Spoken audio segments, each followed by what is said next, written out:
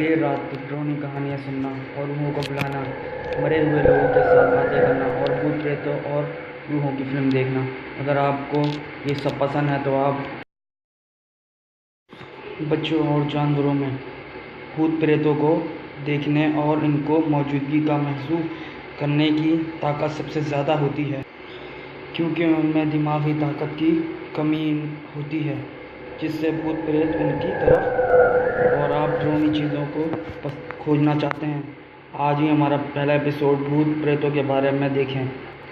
Number 1, बच्चे और जानवरों में भूत प्रेतों को देखने और इनकी मौजूदगी का एहसास करने की ताकत सबसे ज़्यादा होती है, क्योंकि उनमें दिमागी ताकत की कमी होती है, जिससे भूत प्रेत उनकी तरफ ज़्यादा आसानी से मतवज्जा होते हैं।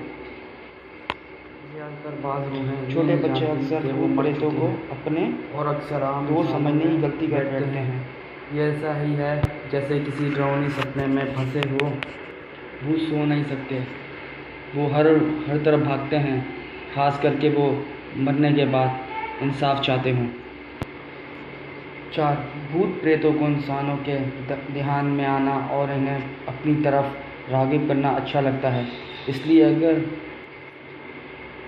देर रात को परफ्यूम की खुशबू या धुएं का एहसास हो तो समझें कि आप अकेले नहीं हैं।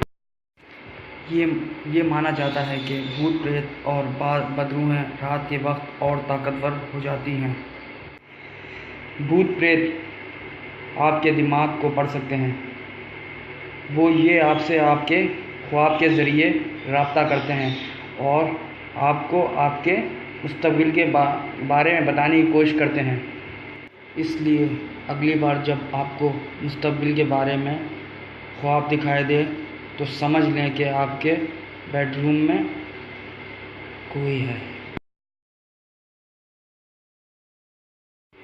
ये सच है कि तकरीबन सभी हॉरर मूवी का अंजाम खून खराबे पर ही होता है।